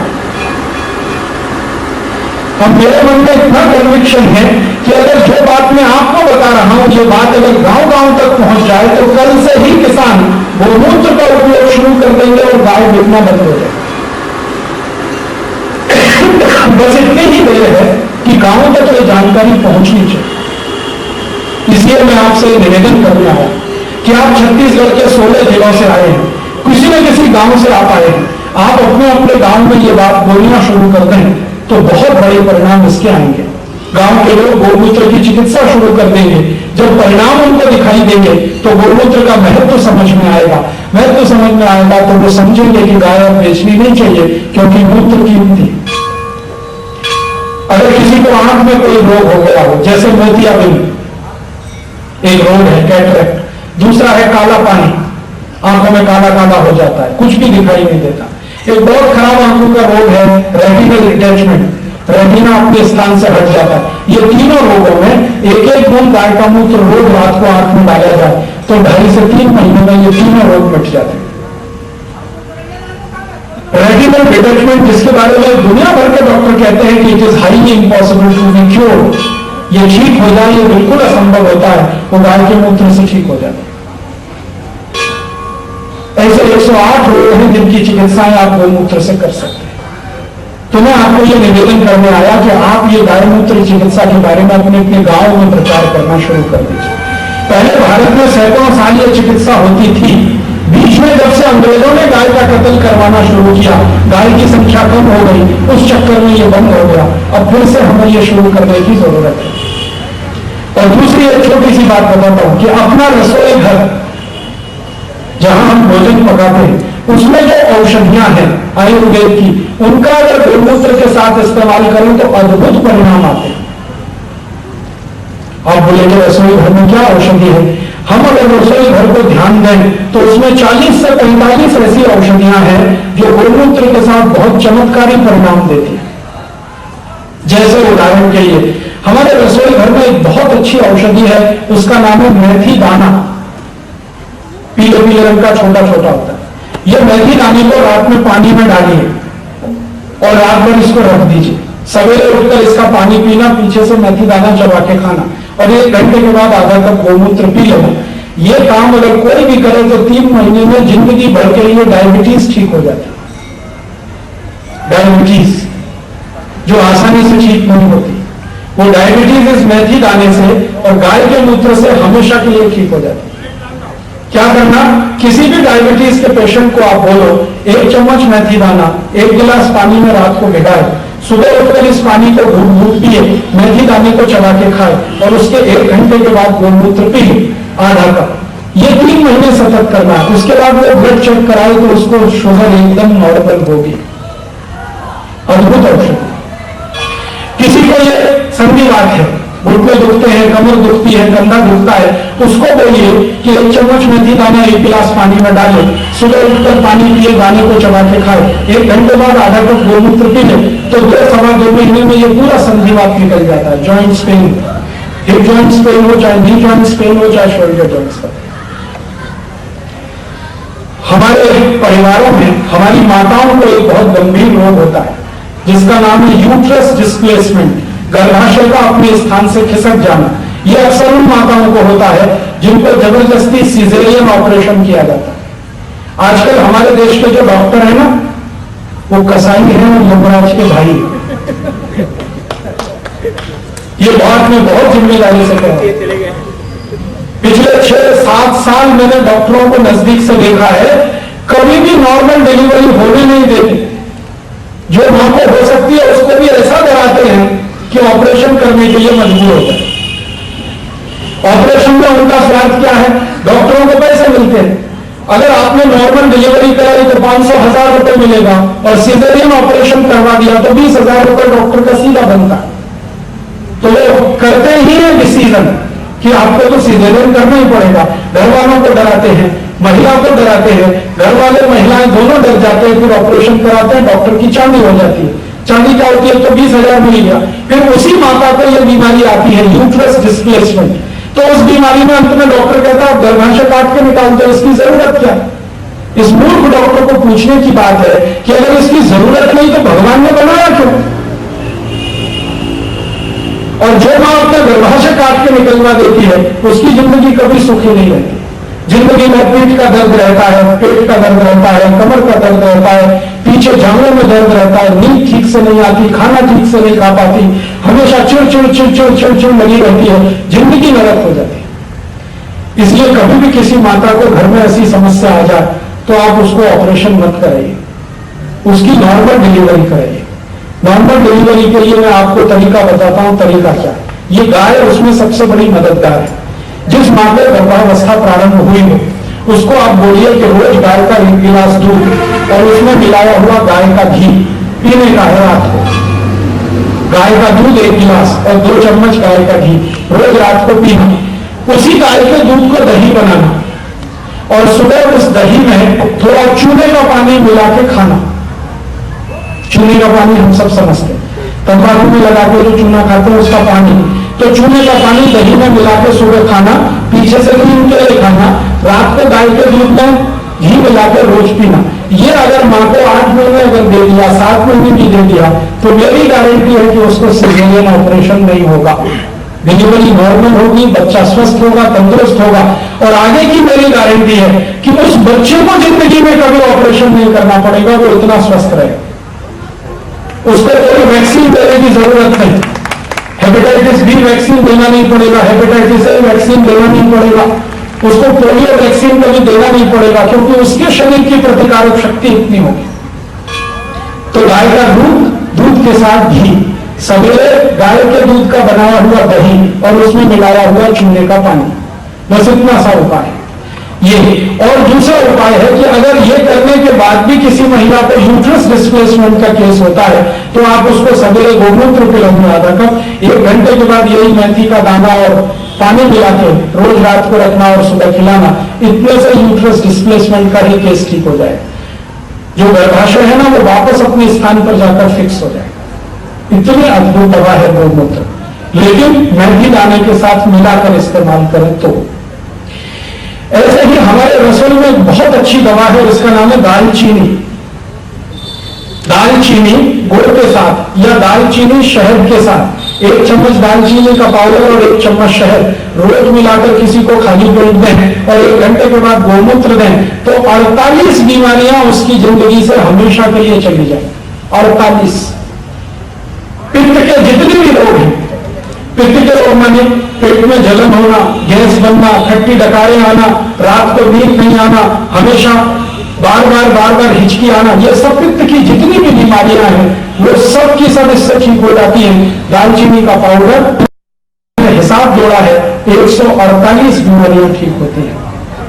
और ये 148 बीमारियों पर हिंदुस्तान के लोग हर साल 4.5 लाख करोड़ रुपए खर्च करते हैं। ये मुफ्त में ठीक होने वाली बीमारियां। आप जानते हैं डायबिटीज के भारत में 5 करोड़ मरीज हैं और एक मरीज का महीने का खर्चा लगभग 1000 रुपए का है, तो 12,000 रुपए साल का खर्चा। और 5 करोड़ मरीज है, 60,000 करोड़ रुपए डायबिटीज पे खर्च होता है 1 साल में भारत में। लेकिन डॉक्टर गारंटी कुछ नहीं देता कि कितने दिन में ठीक होगा। वो कहेगा इंसुलिन का इंजेक्शन जिंदगी भर लगाते रहो, इसका मतलब वो इलाज नहीं कर रहा है, अपना धंधा कर रहा है। इलाज का मतलब है 2-3 महीने में ठीक होना ही चाहिए, और अगर नहीं कर सकता तो बोल देना चाहिए कि मैं इलाज नहीं कर सकता इसका। और वो डायबिटीज जिसका डॉक्टर जिंदगी भर इंसुलिन देता रहता है वो गाय मूत्र से ठीक होती है। 148 बीमारियां जिनको लाखों करोड़ों रुपए लोग खर्च करते हैं हर साल, ये सब गाय मूत्र और चिकित्सा रसोई की, अगर रसोई की औषधियों की थोड़ी भी जानकारी है इसका उपयोग करके ठीक कर सकते हैं। तो हम लोगों ने गांव-गांव ये प्रचार अभियान शुरू किया कि गांव-गांव में गोमूत्र चिकित्सा हो और अपने रसोई घर में जो आयुर्वेदिक औषधियां हैं उनकी चिकित्सा लोग करने लगे, तो गांव के लोग ठीक होने लगे और उनके रिश्तेदार पड़ोसी ठीक होने लगे, देश का लाखों करोड़ों रुपए बचने लगे और गाय का महत्व बढ़ने लगे। ये मेरी आपसे विनती है, आप अपने गांव में भी इसका प्रचार करें। तो आप बोलेंगे अधिकल ये सब जानकारी जो दी हमें याद नहीं रहती। बहुत लोग कहते हैं हमको ये बातें याद नहीं रहती, और याद क्यों नहीं रहती? क्योंकि हमारी स्मरण शक्ति कम हुई है। और हमारी स्मरण शक्ति कम होने का कारण क्या है? रोज हम भैंस का दूध पीते हैं तो भैंस जैसे हो गए, गाय का दूध पीना बंद हो गया, आप इसमें भैंस का चालू हो गया। तो मेरी विनती है कि आप अगर स्मरण शक्ति अच्छी रखना चाहते हैं तो गाय का ही दूध पीजिए। गाय का दूध पिएंगे तो गाय जैसे बनेंगे, भैंस का दूध पिएंगे भैंसी जैसे हो जाएंगे। आप कभी भी देखो भैंस सड़क में खड़ी हो जाए, सामने से ट्रक आए, पीछे से बस आए, कितना भी हॉर्न बजाए, भैंस हटती नहीं, वहीं खड़ी रहती, क्योंकि हटने के लिए अक्ल चाहिए, उसमें अक्ल नहीं है। और कभी भी देखना भैंस कीचड़ में जाके बैठती है, गंदे से गंदा कीचड़ उसमें घुस जाएगी, बैठ जाएगी, और एक बार बैठ गई तो डंडा मारने को भी नहीं निकलती। और कभी भी देखना भैंस का बच्चा जब पैदा होता है ना तो गिर जाता है जमीन, खड़ा भी नहीं रहता, और इतना आलसी होता है कि पड़ा रहता है, 2-4 दिन हिलता भी नहीं, उठा के रखना पड़ता है। और गाय का बच्चा जब पैदा होता है तो आधे घंटे में कूदना शुरू कर देता है और 1 घंटे में तो दौड़ने लगता है। इतना इमीडिएट क्यों? वो गाय का दूध पीता है। गाय का दूध पीने से चुस्ती फुर्ती आती है, भैंस का दूध पीने से आलस्य आता है। आप कभी सोचो अगर भैंस अच्छी होती तो भगवान कृष्ण ने जरूर पाली होती। आपको मालूम है भगवान कृष्ण के घर में 7 लाख गाय थी, 3 लाख गाय वो संभालते थे, 3 लाख गाय उनके भाई बलराम संभालते थे और 1 लाख गाय उनके पिताजी नंद बाबा संभालते थे। जो परिवार 7 लाख गाय रख सकता है वो एक भैंस तो रख ही सकता था, एक भी भैंस नहीं। भगवान राम ने भी कभी भैंस नहीं पाली, उनके घर में कपिला गाय थी, कभी भी भैंस नहीं आई। भगवान शंकर के पास भी गाय का मूर्ति है, दत्त भगवान ने भी गाय ही पाली है, भैंस सिर्फ यमराज ने पाली है। तो आप भैंस का दूध पियो, यमराज के पास चलो। और भैंस का दूध पीने से यमराज के पास आप कैसे जाएंगे? आप जानते हैं भैंस का दूध पीने से शरीर में कोलेस्ट्रॉल बढ़ता है, क्योंकि भैंस का दूध गाढ़ा होता है, उस गाढ़े दूध को पचाने के लिए कोलेस्ट्रॉल चाहिए। तो कोलेस्ट्रॉल पैदा हुआ लेकिन तो फिर कंज्यूम नहीं होता, तो ब्लड में इकट्ठा होता रहता है, और ब्लड में जब कोलेस्ट्रॉल बहुत बढ़ जाता है तभी हृदय घात आता है, और हृदय घात आया तो यमराज के पास। तो भैंस यमराज की है, उसका दूध मत पियो। भगवान कृष्ण की गाय है, उसी का दूध पियो। और आप पियो, अपने बच्चों को भी पिलाओ, तो स्मरण शक्ति बहुत तेज होगी। मैंने मेरे अपने जीवन में ये करके देखा है। बचपन में मेरी स्मरण शक्ति बहुत अच्छी नहीं थी, तो मेरी मां को किसी संत ने बताया कि इस बच्चे को गाय का दूध पिलाओ। तो बचपन से मेरी मां मुझे गाय का दूध पिलाती है, उसमें थोड़ा घी डाल के और थोड़ी हल्दी, थोड़ा घी और दूध, मैं बचपन से पीता हूँ सोते समय। आज मेरी स्मरण शक्ति इतनी तेज है कि एक किताब में एक बार पढ़ लूं तो बता सकता हूं कि उसके किस पेज पर क्या लिखा हुआ। बचपन में मेरी स्मरण शक्ति इतनी अच्छी नहीं। ये गाय के दूध का और गाय के घी का कमाल है। आप अपने घर के बच्चों को भी यही पिलाइए और आप भी खुद यही पीजिए। और मेरा निवेदन है कि घी भी खाना है तो गाय के दूध का ही खाइए, भैंस के दूध का घी मत खाइए, क्योंकि उससे भी कोलेस्ट्रॉल बढ़ता है। तो फिर आप ये भैंस का करेंगे क्या? बेच दीजिए, जॉर्ज बुश ले लेगा उसको बहुत जरूरत है उसकी। आपको मालूम है जॉर्ज बुश भैंस का मांस खाता है, तो भारत की सब भैंस बेच दो, अमेरिका चली जाएगी। खाएंगे अमेरिका वाले, उसको काट के खाएं या दूध पिए, हमसे क्या लेना देना। अपना देश भैंस का देश नहीं है, अपना देश गाय का देश है, क्योंकि ये कृष्ण का देश है, राम का देश है, महावीर का देश है, गौतम बुद्ध का देश है। यहाँ हर भगवान ने गाय पाली है, भैंस किसी ने नहीं। तो गाय रहेगी तो गाय का दूध आप पिएंगे। और एक छोटी सी विनती है कि आप गाय का दूध पिए, अपने जीवन में गाय का घी खाएं, जरूरत पड़े तो खेत में गाय का गोबर और गोमूत्र ही लगाएं। आजकल आप यूरिया, डीएपी, सुपर फॉस्फेट इस्तेमाल करते हैं, उससे खेती की हालत खराब हो गई। यूरिया, डीएपी डालते डालते मिट्टी में जहर बढ़ गया, और इतना जहर बढ़ गया है कि वो जहर आपके खाने में आ गया है। कोई भी व्यक्ति जो यूरिया, डीएपी का गेहूं खाता है, वो अपने रक्त का कभी भी परीक्षण कराए तो आपके रक्त में यूरिया निकलेगा। जो कुछ खेत में आप डालते हैं ना, एंडोसल्फान, मेलाथियन, वो आपके रक्त में निकलेगा। नहीं तो करा के देख लीजिए परीक्षण। एक बार मैंने मेरे रक्त का बहुत साल पहले परीक्षण कराया था, 15 साल पहले, मेरे रक्त में डीडीटी निकला, डीडीटी। तो मैं परेशान हो गया, डीडीटी आया कहां से? तब मेरे समझ में आया कि मेरे घर में खेती होती है, मेरे माता पिता दोनों किसान हैं, मेरे माता पिता के माता पिता भी किसान थे, हमारे परिवार में सैकड़ों साल से खेती होती है। हमारा परिवार अलीगढ़ जिले में उत्तर भारत में है। तो मेरे खेत में 15 साल पहले मुझे याद है कि खूब यूरिया, डीएपी, सुपर फॉस्फेट डालते थे, डीडीटी छिड़कते थे, एंडोसल्फान डालते थे। तो इसका असर यह था कि मेरे खून में भी डीडीटी और एंडोसल्फान आ गए। तब हम लोगों ने 15 साल पहले परिवार में बैठकर फैसला किया कि ये रक्त में आने लगा है, इसका मतलब खतरनाक स्तर तक हमने ये जहर खा लिया है, अब ये बंद करना चाहिए। तो हमने घर में मिलकर फैसला किया, गोबर डालेंगे, गोमूत्र डालेंगे, यूरिया, डीएपी बंद कर दिया। 15 साल हो गया, यूरिया, डीएपी बिल्कुल बंद कर दिया। फिर हमने देखा कि यूरिया, डीएपी बंद करने से हमको 4 फायदे हो गए। नुकसान तो एक भी नहीं है, फायदे 4। पहला फायदा यह हो गया कि खेती का खर्चा कम हो गया।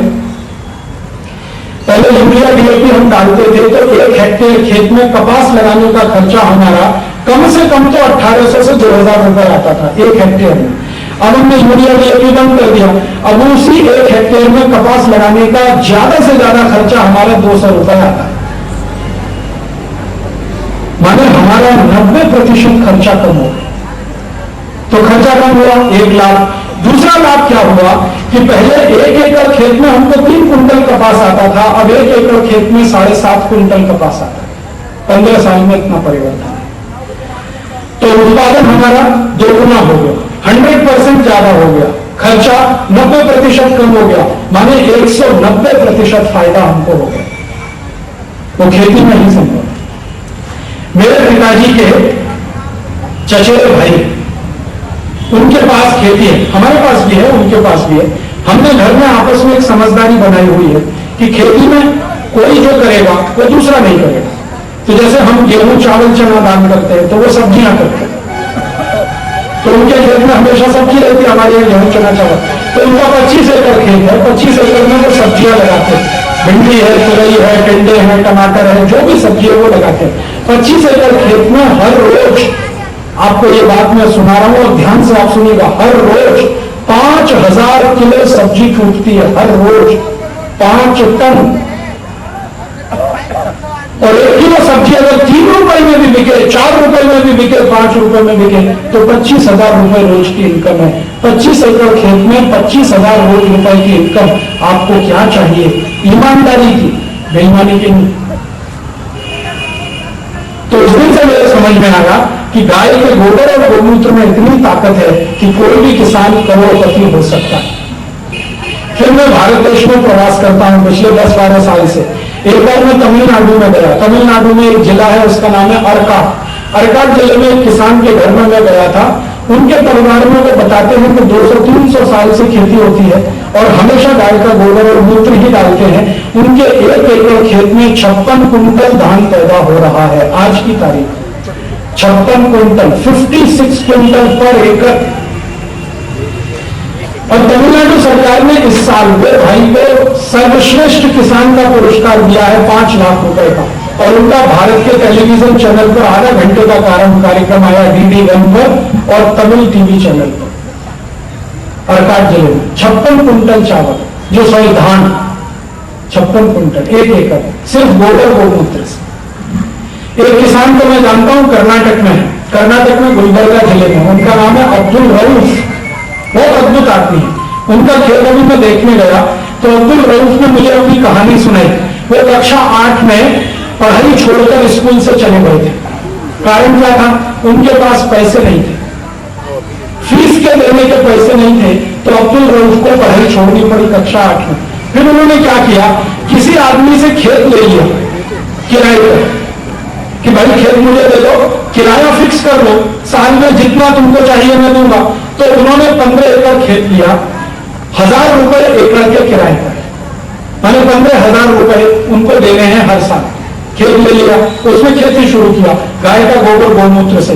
अब्दुल रऊफ की आज की 1 साल की इनकम, नेट इनकम जो है वो 3.5 लाख रुपए नेट इनकम, और ग्रॉस इनकम उनकी 10 लाख रुपए, मात्र 15 एकड़ खेत में। और कर्नाटक सरकार ने अब्दुल रऊफ को इस साल का 10 लाख रुपए का सर्वश्रेष्ठ किसान का पुरस्कार दिया। मैंने कर्नाटक सरकार के एक यूनिवर्सिटी में जाकर कहा, धारवाड़ एग्रीकल्चर यूनिवर्सिटी में मेरा एक व्याख्यान था। मैंने कहा ये अब्दुल रऊफ तो कोई साइंटिस्ट से बड़ा साइंटिस्ट है, जो काम वैज्ञानिक नहीं कर सकता वो अब्दुल रऊफ कर रहा है। अब्दुल रऊफ क्या करता है? गोबर गोमूत्र से ज्वार उत्पन्न करता है, ज्वार, और ज्वार का अच्छा क्वालिटी का बीज बनाकर बीज बेचता है और 10 लाख रुपए साल का कमा लेता 15 एकड़ से। तो मैंने वहां यूनिवर्सिटी को कहा कि इसको तो डॉक्टरेट की पदवी मिलनी चाहिए। तो चांसलर ने कहा कि ये तो 8वीं पास नहीं है। मैंने कहा वो आप छोड़ दो, ये तो बड़े बड़े वैज्ञानिकों से बड़ा आदमी है। जो बीज वैज्ञानिक नहीं बना पा रहे हैं वो ये बनाकर किसानों को बेचा। तो अभी थोड़े दिन पहले धारवाड़ विश्वविद्यालय में अब्दुल रऊफ को डॉक्टरेट अवार्ड किया। और आप जानते हैं इसका फायदा क्या हुआ? जिस दिन अब्दुल रऊफ को डॉक्टरेट मिला, मैं खुद उस पुरस्कार समारोह में हाजिर था। सारे अखबार वाले और मीडिया वाले हाजिर थे। अगले दिन कर्नाटक के सभी अखबारों में फ्रंट पेज पर छपा। 3 दिन के अंदर 500 किसान आ गए कि हम भी यही कर रहे हैं, आप देखो हमारे खेत में, हमें तो पता ही नहीं है, हम भी यही कर रहे हैं, कोई 10 साल से, कोई 15 साल से। और उन 500 किसानों के खेत में जाकर देखा तो एक एक से चमत्कार गाय के गोबर और गोमूत्र का। तब उन किसानों को सबकी लिस्ट बनाकर धारवाड़ यूनिवर्सिटी के सामने पेश हुआ। आज धारवाड़ यूनिवर्सिटी ने वो 500 किसानों को डॉक्टरेट दिया। वो कहते हैं कि इनसे बड़ा कृषि वैज्ञानिक कौन हो सकता है? भले ये 8वीं फेल है, 7वीं फेल है, लेकिन उनकी जो अकल है, ये जो बुद्धि है, वो किसी वैज्ञानिक से ऊंची है। उस दिन से मुझे ये कन्विक्शन हो गया है कि अगर ये 500 किसान कर सकते हैं गोबर गोमूत्र से, मेरे अपने घर में गोबर गोमूत्र की खेती हो रही है, तो आप भी कर सकते हैं। आपके पास अगर थोड़ा भी खेत है, 1 एकड़, 2 एकड़, 5 एकड़, तो आप भी गोबर गोमूत्र से करना शुरू करें। तरीका इसका बहुत सरल है। गाय का गोबर ले लो, गाय का मूत्र ले लो, दोनों को इकट्ठा करके घोल दो, उसमें थोड़ा गुड़ मिला दो और चने की दाल का आटा या तो उड़द की दाल का आटा मिला दो। 15 दिन इसको रखो। 15 दिन के बाद इसमें पानी मिला दो, जितना गोबर मिलाया था उसका 10 गुना पानी मिला दो। अब ये जो घोल तैयार हुआ इसको खेत की मिट्टी में छिड़क दो, स्प्रे करना। इसके स्प्रे करने के 2 तरीके हैं। अगर आपके पास स्प्रे मशीन है तो उसका नोजल निकाल के स्प्रे कर दो, और अगर खेत में पानी लगाते हैं तो पानी के साथ ये घोल छोड़ दो तो मिट्टी में चला जाए। और एक तीसरा तरीका है कि खेत की मिट्टी ले लो और इसमें डाल दो गोबर गोमूत्र का जो घोल है, मिट्टी इसको सोख लेगी, फिर उस मिट्टी को खेत में ऐसे डाल दो जैसे यूरिया डाल दो, और हर 15 दिन में करना है। मात्रा कितनी? अगर 1 एकड़ खेत है तो 15 किलो गोबर, 15 लीटर मूत्र, 2 किलो गुड़ और 2 किलो दाल का आटा। अगर 1 एकड़ खेत है, 2 एकड़ खेत है तो 30 किलो गोबर, 30 लीटर मूत्र, 4 किलो गुड़, 4 किलो दाल का आटा। अगर आपका ज्यादा खेत है तो मल्टीप्लिकेशन करते जाओ। और इसमें कभी ज्यादा कम हो जाए तो घबराने की बात नहीं है, क्योंकि इसका साइड इफेक्ट कुछ नहीं। यूरिया ज्यादा कम हुआ तो खेत जल जाएगा, ये ज्यादा कम होने से कोई फर्क नहीं। बस इसमें सावधानी इतनी ही रखनी है कि जब गाय का मूत्र और गोबर आप डालें तो वो देशी गाय का ही होना चाहिए, तो जर्सी का मत मिला देना उसमें। हाँ, जर्सी का मिलाएंगे तो परिणाम अच्छा नहीं आएगा, तो मैं पहले ही बता देता हूं। फिर आप बोलेंगे राजीव भाई बोल के गए थे, हमने किया, परिणाम नहीं आया। परिणाम अच्छा तभी आएगा जब देशी गाय का गोबर और देशी गाय का ही मूत्र हो। फिर आप बोलेंगे जी देशी गाय नहीं है तो खरीद लो, छत्तीसगढ़ में मिलती है, भैंस बेच के गाय ले लो। एक भैंस बेचोगे तो 4-5 गाय आ जाएगी, और एक भैंस जितना खाती है उसमें 4 गाय खाएगी। बहुत खाती है भैंस, और नखरे भी बहुत है उसके। थोड़ी गर्मी ज्यादा हो जाए तो उसको स्नान कराना पड़ता है, नहीं तो दूध नहीं देती, और खाना थोड़ा कम हो जाए तो दूध नहीं देती। तो ये नखरे वाली भैंस को क्यों रखा हुआ है? गाय ले लो, सीधी सादी भोली भाली, थोड़ा कम भी खाएगी तो दूध कम नहीं होता उसका। गाय कम खाती है, कम भी खाती है, इसलिए उसको मां का दर्जा है। भैंस नहीं है ऐसे, तो भैंस बेचो, गाय ले लो। जर्सी गाय बेच के भी देशी गाय ले लो। फिर आपने बोले कि देशी गाय का दूध कम है, दूध बढ़ा लो। दूध बढ़ाने का बहुत सरल तरीका है, अच्छा खाना खिलाओ, गाय का दूध बढ़ेगा। अच्छा खाना खिलाओ, अच्छे खाने से मतलब हरा चारा खिलाओ उसको रोज, दूध बढ़ेगा। बिनौला खिलाओ, बिनौला, दूध भरपूर बढ़ेगा। और दूध ही नहीं बढ़ेगा, दूध में घी भी बढ़ेगा।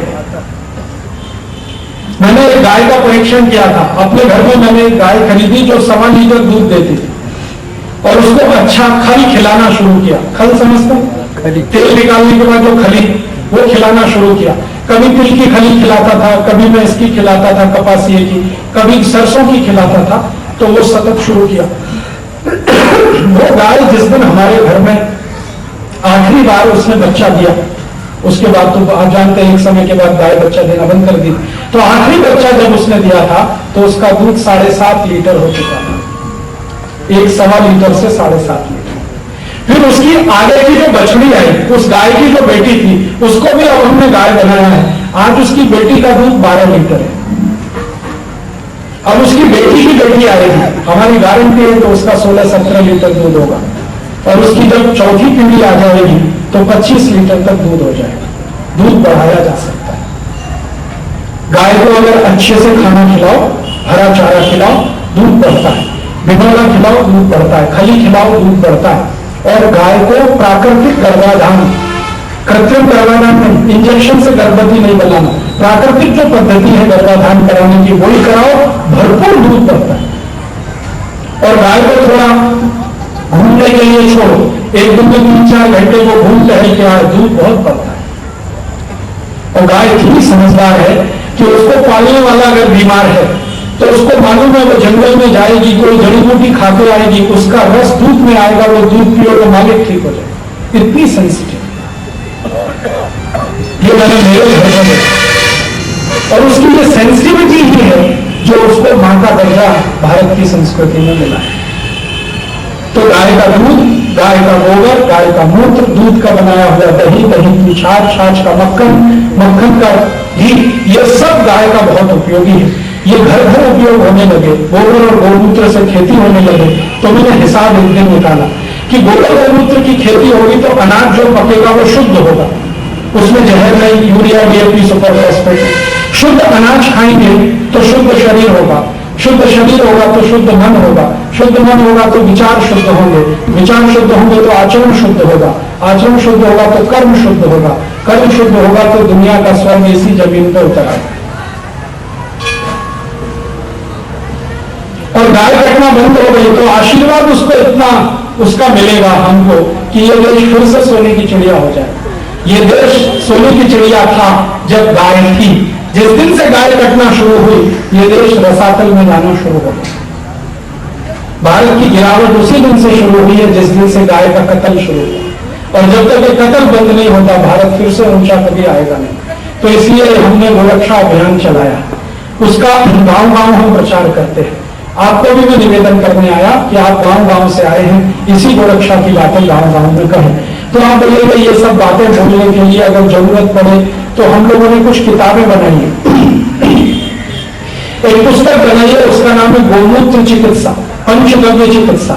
गाय का गोबर, गाय का मूत्र, गाय का दूध, दूध का बनाया हुआ दही, दही से निकाला हुआ मक्खन और घी, ये 6 वस्तुएं जो गाय से मिलती हैं, इनका क्या क्या चिकित्सा में हम उपयोग ले सकते हैं। तो 148 रोगों में गाय के शरीर से मिली हुई किस वस्तु का क्या उपयोग है, वो पूरी पुस्तक है, करीब 100 पन्ने की है। वो पीछे एक स्टॉल है, आप वहां से ले सकते हैं। इस पुस्तक को आप लेके जाइए, ध्यान से पढ़िए, और इसमें दिए हुए जो फॉर्मूले हैं, सूत्र हैं, वो 6 साल से मेरे खुद के एक्सपेरिमेंट किए हुए हैं, अद्भुत परिणाम है, वो आप लोगों को बताना शुरू करें। एक दूसरी पुस्तक बनाई है स्वावलंबी खेती, गाय के गोबर और गोमूत्र से खेती कैसे करें और किस फसल में कितनी मात्रा में दें, उसकी पूरी पुस्तक है 100 पन्ने की, स्वावलंबी खेती। एक तीसरी पुस्तक है स्वदेशी चिकित्सा, मतलब रसोई घर में जो कुछ है, मैंने आपसे कहा ना, जैसे नमक है, जीरा है, हल्दी है, धनिया है, तुलसी है, अदरक है, और गोमूत्र का इनका आपस का कॉम्बिनेशन क्या है, वो पुस्तक है स्वदेशी चिकित्सा। रसोई घर उसकी और गाय के मूत्र की।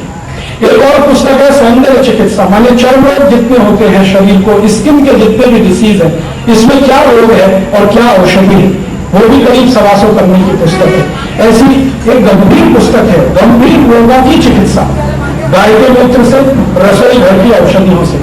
हमारे जीवन में 48 गंभीर रोग हैं, जैसे कैंसर, जैसे डायबिटीज, जैसे asthma, bronchial asthma, tuberculosis, osteoarthritis, osteomyelitis, ऐसे 48 गंभीर रोग हैं जिनमें या तो शरीर कटता है या आदमी की मृत्यु होती है। इन गंभीर रोगों को कैसे ठीक करें रसोई घर से और गाय के मूत्र से, वो पुस्तक है गंभीर रोगों की चिकित्सा। ऐसी कोई 5-6 किताबें हैं, वो हमने बनाई है, पीछे स्टॉल पर है, आप ले जाइए, इन किताबों को ध्यान से पढ़िए और लोगों को बताइए। और ये जो व्याख्यान मैंने दिया, अगर इस विषय में आपको ज्यादा रुचि है तो 40 घंटे का ऐसा ही एक व्याख्यान है, उसकी सीडी बनाई है, वो सीडी भी है, ऑडियो सीडी है, वीडियो सीडी है, वो आप ले सकते हैं, टीवी पर देख सकते हैं, दूसरों को दिखा सकते हैं, सुन सकते हैं, दूसरों को सुना सकते हैं, और उसकी कॉपी कर करके दूसरों को बांट सकते हैं। मेरा किसी पर कॉपीराइट नहीं है, सबको कॉपी करने का राइट है। आप उसकी कॉपी बनाएं, गांव गांव बांटें, गली गली बांटें, ये अभियान गांव में चल पड़े, शहर में चल पड़े, और इतना तेजी से चले कि छत्तीसगढ़ के एक एक किसान तक ये जानकारी पहुंच जाए कि गाय का मूत्र कीमती है, गोबर कीमती है, उसको बेचो मत, उसको काटो मत, उसको पालो, तो आप भी सुखी रहोगे और देश भी सुखी रहेगा। इसी भावना से ये बातें मैं आपसे कहने आया। आपने बड़े ध्यान और शांति से सुना, मैं आपका बहुत आभारी हूँ। दूसरों को अगर आप ये बातें सुनाएंगे तो और भी आभारी रहूंगा। और इस अभियान से अगर आप जुड़ना चाहें तो पीछे जहां ये पुस्तक और सीडी है, वहीं पर आप नाम पता ले सकते हैं, हमें पत्र लिख सकते हैं, अपना नाम पता उनको ले सकते हैं, वो आपको पत्र लिख सकते हैं, और हम और आप मिलकर इस अभियान को बहुत दूर तक ले जा सकते हैं, जिससे ये देश गो पालन और गो संवर्धन का देश बने, और इस देश में स्वदेशी और स्वावलंबन बढ़े, लाखों करोड़ रुपए देश के बचे, हमारा स्वास्थ्य टिके, ऐसी